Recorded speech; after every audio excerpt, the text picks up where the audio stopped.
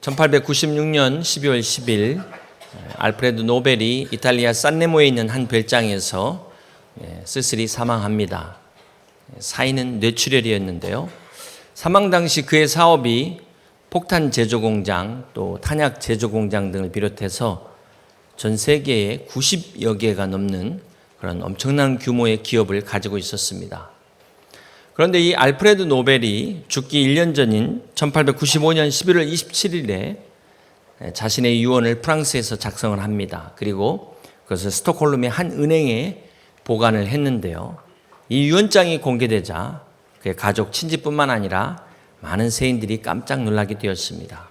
그것은 바로 이 노벨의 유언을 통해서 자신의 막대한 전 재산을 다 노벨상을 위해서 헌납한다고 했기 때문이었습니다. 자, 여기에는 우리가 잘 아는 에피소드가 있습니다. 1888년에 이 알프레드 노벨의 형인 이 루드빅 노벨이 프랑스 칸네에서 죽게 됩니다. 근데 이를 보도한 한 기사가 그만 그 형을 동생으로 착각하고 알프레드 노벨의 사망 기사를 내는데 그 기사의 제목이 죽음의 상인 사망하다, 이런 기사의 제목으로 내보냅니다. 자, 이것을 본 알프레드 노벨이 자신이 죽은 후에 죽음의 상인으로 기억된 이 보도를 보고 충격을 받게 됩니다.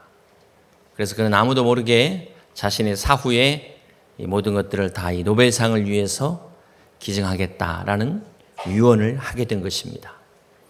사랑하는 여러분, 여러분은 어떤 유언을 준비하셨습니까? 어떤 유언을 준비하고 계십니까? 아니, 나더러 일찍 죽으라는 말이냐, 이렇게 오해하지 마시고, 오늘 본문의 여호수아 23장은 이제 드디어 여호수아의 마지막 유언적인 메시지가 담겨져 있습니다. 오늘 우리는 이 본문의 말씀을 통해서 우리가 과연 진정 우리가 물려받고 물려줘야 될 진정한 유산이 무엇인지를 함께 생각하면서 은혜를 나누고자 합니다. 우리 1절 말씀을 다시 한번 보겠습니다. 여호와께서 주위의 모든 원수들로부터 이스라엘을 쉬게 하신 지 오랜 후에 여호수아가 나이 많아 늙은지라.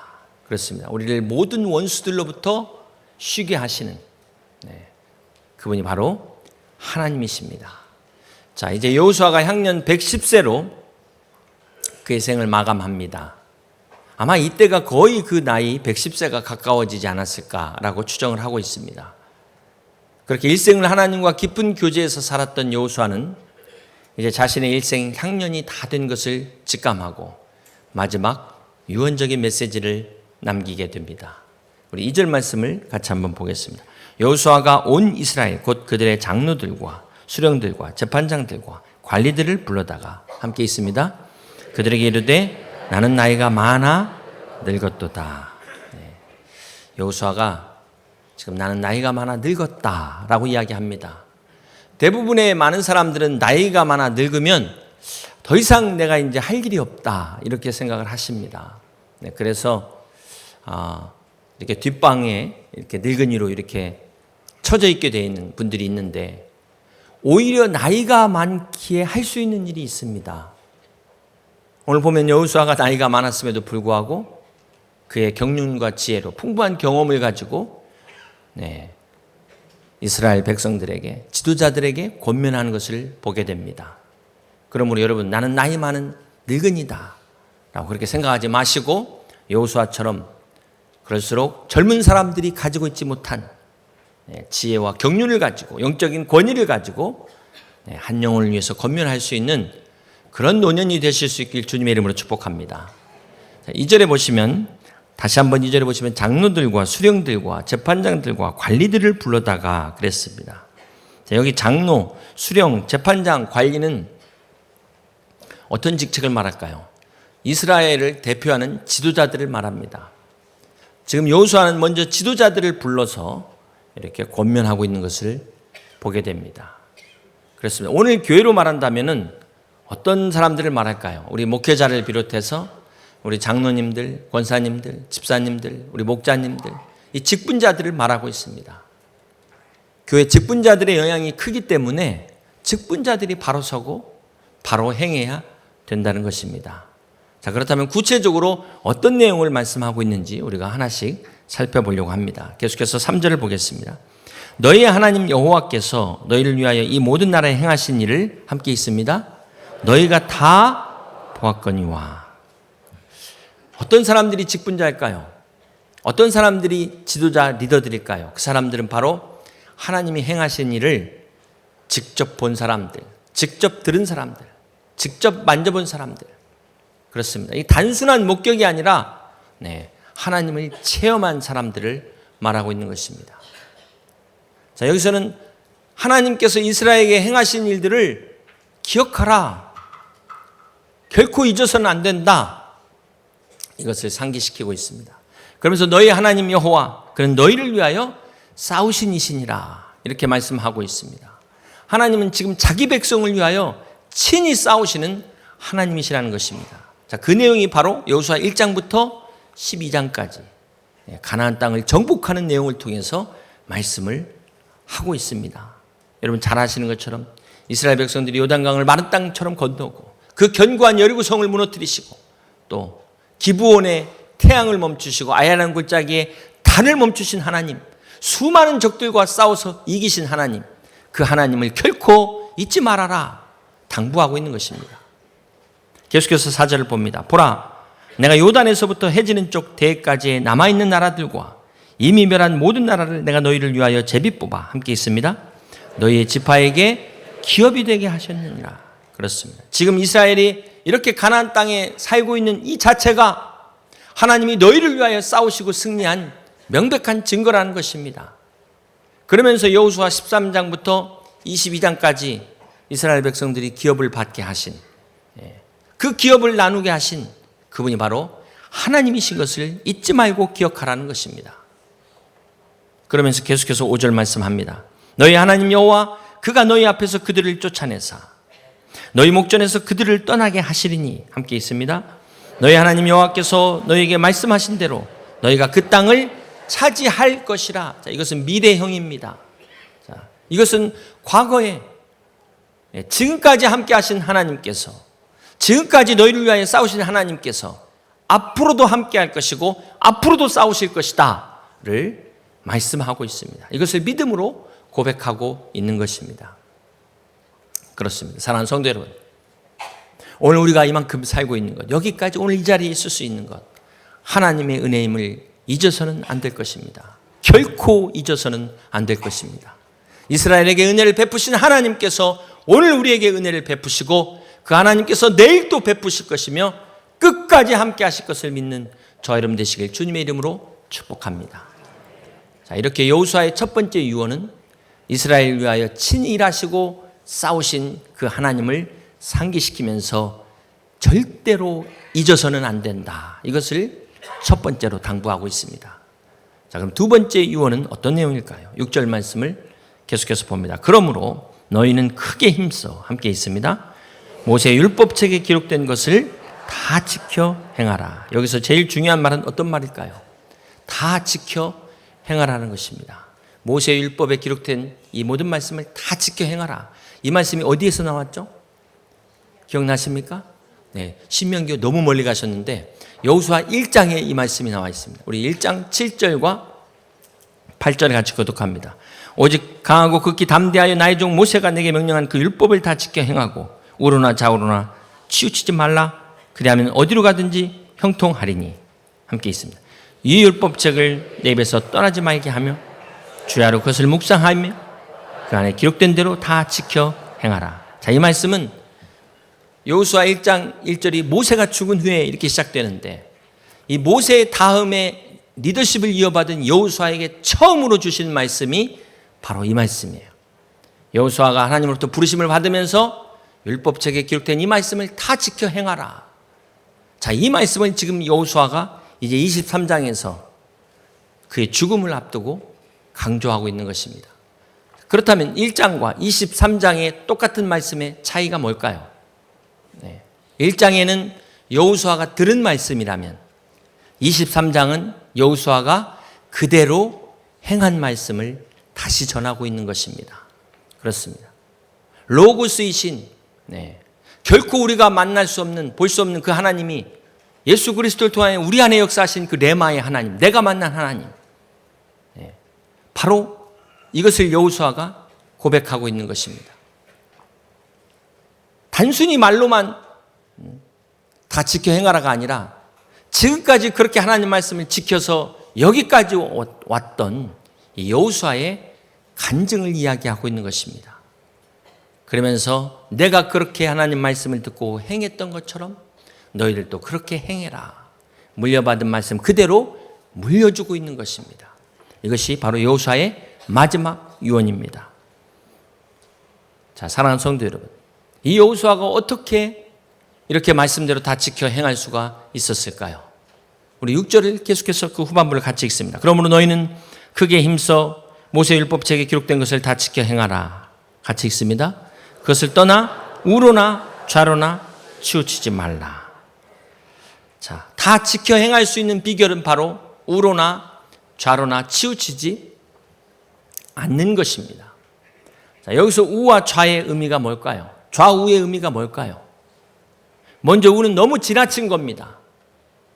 자, 하나님의 말씀이 말씀하고 있지 않는 게 있죠. 성경은 말씀하지 않고 있는 것이 있습니다. 그런데 그냥 하나님이 말씀했다는 거예요. 하나님이 나한테 말씀하셨다. 너무 오버해갖고 나간 사람들이 이게 이제 우 쪽으로 치우친 겁니다. 이게 영적인 우파예요. 이 신비주의의 문제가 뭡니까? 성경에 없는 거를 하나님 말씀처럼 이야기하다가 자칫 이단이 되는데 이게 영적인 우파들의 문제입니다. 자, 이렇게 신비주의가 우 쪽으로 치우쳤다면 좌의 문제는 뭘까요? 반대로 하나님의 말씀을 너무 무시합니다. 하나님의 말씀은 듣기는 듣는데 한 귀로 흘러버려요. 그건 그거고 너는 너고 나는 나라는 겁니다. 그러면서 하나님이 명백하게 하나님의 뜻을 말씀하셨음에도 불구하고 세상 방법대로 사는 거예요. 세상 방법을 가지고 와서 인본주의로 그냥 사는 것. 이게 바로 영적인 좌파라는 것입니다. 그러니까 하나님 말씀보다는 합리적인 상식을 따라가는 것. 교회 안에서 하나님 뜻보다도 내 경험, 내 지식을 우선하는 것. 이 사람들이 영적인 좌파입니다. 여러분, 이 정치와 이념에만 좌우가 있는 게 아닙니다. 여러분 어느 쪽이세요? 나는 우 쪽인가 나는 좌 쪽인가? 우리가 이렇게 좌우로 치우치지 않기 위해서는 어떻게 해야 될까요? 말씀의 본래의 의미를 제대로 알아야 되는 것입니다. 그래서 우리가 성경을 공부해야 됩니다. 신앙의 역사를 알아야 되는 것입니다. 우리 사회가 이 양극화 현상 때문에 이 좌우로 나눠져 가지고 얼마나 긴장과 반목이 고조됐습니까? 요즘은 아예 한쪽이 무너진 상태예요. 균형을 잃어버렸습니다. 정말 문제인데. 그런데 문제는, 더 큰 문제는 신앙마저도 교회 안에서 좌우를 논하고 있다는 것. 통탄할 일이 아닐 수 없습니다. 여러분, 우리의 신앙이 한쪽으로 치우치면 어떤 현상이 생길까요? 하나님의 말씀도 이렇게 좌우 논리로 받아들여요. 아, 이 사람은 나와 같은 쪽이구나. 나와 다른 쪽이구나. 이렇게 편가르기를 한다는 것입니다. 교회 안에서조차 내 생각하고 다르다고 해가지고 마음을 닫아버린다는 거예요.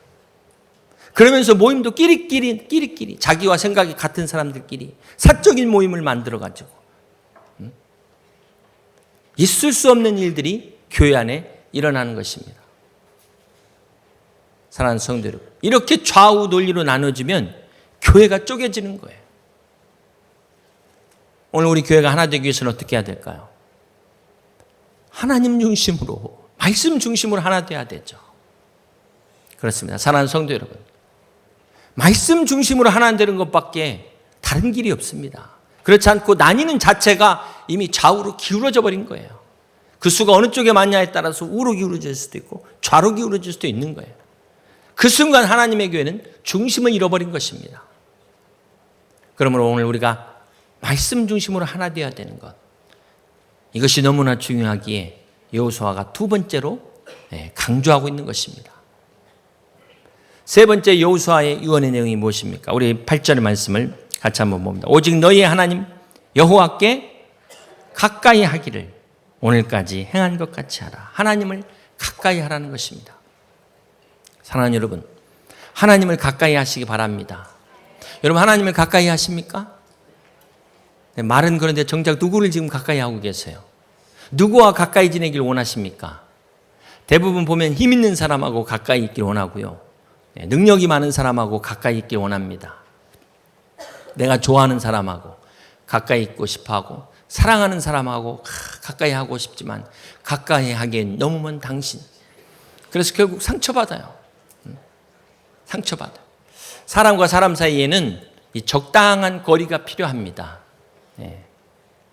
아무리 친한 사람도 사실 보이지 않는 거리가 존재합니다. 가족 식구도 그렇지만 부부 사이에도 거리가 존재해요. 부모와 자녀 사이에도 이 거리가 존재하는 겁니다. 이걸 무시하고 막 그냥 밀고 들어가 버리면 도망가죠. 도망갑니다. 그래서 이 거리라는 게 너무 가까우면 뜨겁고 너무 멀면 춥고, 그래서 항상 이 적당한 거리를 유지하는 게 중요한데 쉽지는 않습니다. 자, 그런데 하나님과 우리 사이에는 이 거리가 있으면 안 된다는 거예요. 예수님께서도 하나님과 우리 사이를 포도나무로 비유를 하셨습니다. 우리 요한복음 15장에 보면 4절과 5절을 같이 한번 교독합니다. 내 안에 거하라. 나도 너희 안에 거하리라. 가지가 포도나무에 붙어있지 아니하면 스스로 열매를 맺을 수 없음 같이 너희도 내 안에 있지 아니하면 그러하리라. 내가 그 안에 거하면 사람이 열매를 많이 맺나니 나를 떠나서는 너희가 아무것도 할 수 없습니다.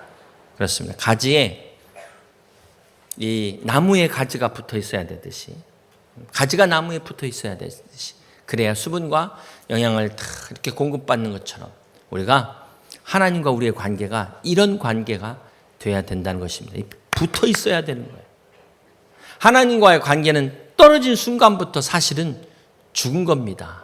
네, 그렇죠. 아담이 죄 짓는 순간에 성경은 죽었다 그랬어요. 그런데 아담이 죽었습니까? 그 죽었다는 의미가 뭘까요?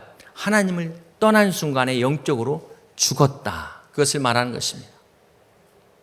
그래서 하나님을 멀리하는 것은 영적으로 죽었기 때문에 그런 겁니다. 하나님을 가까이 하지 못하는 것은 죽었기 때문에 그러는 거예요. 살아있는 자만이, 생명이 있는 자만이 하나님을 가까이 하고 사모할 수 있다는 것, 여러분 꼭 기억하시기를 바랍니다. 오늘 보면 6절에 보면 그러므로 너희는 크게 힘써 그랬어요. 크게 힘쓰라. 이게 히브리어로 보면 재밌는 뜻인데 하자크템 메오드, 착 달라붙어, 이런 표현입니다. 하나님께 착 달라붙으라는 거예요. 여러분, 뛰는 놈 위에 나는 놈이 있죠. 나는 놈 위에 펄펄 나는 놈이 있더라고요. 펄펄 나는 놈 위에 펄펄펄 나는 놈이 있더라고요. 근데 그 놈 위에 또 대단한 놈이 하나 있는데 그게 붙어 있는 놈이더라고요. 근데 중요한 거는, 그 대신 중요한 건 어디에 붙었느냐가 결정적이에요. 잘못 붙으면 차라리 안 붙으면 붙을 수 있다. 사람에게 붙어 있으면 안 되는 겁니다. 도울림 없는 방백들에게 붙었다가는 함께 망하는 거예요. 그러나 살아계신 하나님께 붙어 있으면 펄펄펄 나는 놈, 저렇게 고생하는데도 불구하고 주님과 함께 주님 옆에 붙어서 그 위를 나는 축복을 누리시기를 주님의 이름으로 축원합니다. 요한복음 15장 7절에 말씀합니다. 너희가 내 안에 거하고 내 말이 너희 안에 거하면 뭐라고요? 무엇이든지 원하는 대로 구하라. 그리하면 이루리라. 우리가 기도할 때, 응답받을 때 중요한 조건이 있습니다. 무조건 중언부언으로 기도할 것이 아니라 기도의 조건이 있어요. 내가 하나님 안에 거하고 하나님이 내 안에 거하는 상태가 될 때 비로소 하나님의 응답을 받는다는 것입니다. 자, 그렇다면 어떤 것이, 내가 하나님 안에 거하는 것이 과연 어떤 상태를 말할까요? 하나님이 내 안에 거한다는 것이 무엇을 말하는 걸까요? 자, 여기에서 가장 중요한 것은 하나님의 말씀이시잖아요. 영이신 하나님이시기 때문에 그 하나님의 말씀이 우리 안에 거하는 것입니다. 그래서 우리가 암송도 하지만 그 암송이라는 것도 잘못하면 이게 주문이 될 수가 있잖아요. 근데 그 말씀이 나를 지배하고 있는 상태가 돼야 되는 겁니다. 말씀을 암송하면서도 어디 저 구석통에다 처박아 놓으면 큰 의미가 없어요. 그 말씀이 나를 지배하고 있는 상태. 그래서 주님께서 나를 사랑하는 자는 나의 계명을 지키는 자라고 말씀하는 것입니다. 그렇기 때문에 하나님 말씀이 내 안에 있을 때 내가 하나님 안에 있는 것이고, 내가 그 말씀대로 지키고 순종할 때 우리가 하나님 안에 있는 것이다. 자, 이 상태에 기도할 때 기도의 응답이 이루어진다고 주님께서 오늘 또 말씀하십니다. 여러분, 정말 가장 최고로 승리하는 멋진 삶을 사는 사람은요, 사명과 소명을 가진 사람인데 그 사명도 맨날 울면서 사명께 가면 그게 과연 해피할까요? 진짜 최고는 즐기는 사람, 사랑하는 사람, 이 사람이 진짜예요. 이게 진짜라는. 네. 자, 그런 면에서 오늘 주님께서 중요한 것을 말씀하시는데 오늘 여호수아가 강조하고 있는 마지막 11절 부분 우리 함께 같이 읽습니다. 그러므로 스스로 조심하여 너희 하나님 여호와를 사랑하라. 자, 여기 스스로 조심하라. 이 말씀이 그 다음 바로 12절에 보면 너희가 만일 돌아서서 이렇게 이야기합니다. 돌아섰다는 것은 뒤로 돌아가는 걸 말해요. 신앙의 퇴보를 말합니다. 오늘 우리가 기억해야 될 게 우리의 신앙도 퇴보할 수 있다는 겁니다. 제자리만 있는 게 아니라 뒤로 돌아갈 수도 있다는 거예요. 그래서 자전거처럼 달리지 않으면 넘어질 수 있다는 것을 명심해야 됩니다. 우리가 퇴보하지 않도록 어떻게 해야 돼요? 조심해야 됩니다. 우리의 신앙이 세상의 영향을 받아서 넘어지지 않도록 어떻게 해야 됩니까? 날마다 내 자신을 돌아보면서 가장 중요한 것은 말씀을 가까이 하라. 이것보다도 더 중요한 것이 바로 하나님을 사랑하라는 것입니다. 하나님을 사랑하는 것. 여러분, 이것이 대단히 중요합니다. 우리가 하나님을 사랑하지 않고 신앙생활을 과연 끝까지 할 수 있을까? 중도에 얼마든지 많은 시험과 유혹이 우리 가운데 오는데 이 사랑하지 않으면 결국은 넘어질 수밖에 없습니다. 그러나 사랑하게 되면은 사단이 와서 여러분을 넘어뜨리려고 시험한다고 할지라도 욥과 같이 승리할 수가 있는 것입니다. 여러분, 어떤 고난과 환난 가운데서도 주님을 사랑하는 이 믿음으로 여러분 이 믿음의 여정을 끝까지 승리할 수 있기를 주님의 이름으로 축복합니다. 이것이 우리를 위한 길이에요. 이것이 내가 이 남은 신앙생활을 정말 즐기면서 행복하게 주님과 함께 할 수 있는 비결입니다. 그래서 여러분 주님께서 마태복음 22장 37절에 가장 크고 첫째 되는 계명을 뭐라고 말씀하셨습니까? 우리 함께 읽습니다. 예수께서 이르시되 내 마음을 다하고 목숨을 다하고 뜻을 다하여 주 너의 하나님을 사랑하라 하셨으니 이것이 크고 첫째 되는 계명이요. 그렇습니다. 하나님을 사랑하는 것이 우리에게 주신 가장 큰 계명이라는 것입니다. 네, 그렇습니다. 우리가 하나님을 사랑하면 사실 이 모든 것들을 다 이길 수 있는 것입니다. 그렇다면 우리가 어떻게 사랑을 해야 될까요? 우리가 하나님을 구체적으로 어떻게 사랑해야 될까요? 오늘 본문에 의하면 12절과 13절을 계속해서 봅니다. 너희가 만일 돌아서서 너희 중에 남아있는 이 민족들을 가까이 하여 더불어 혼인하며 서로 왕래하면 함께 있습니다. 확실히 알라 너희 하나님 여호와께서 이 민족들을 너희 목전에서 다시는 쫓아내지 아니하시리니.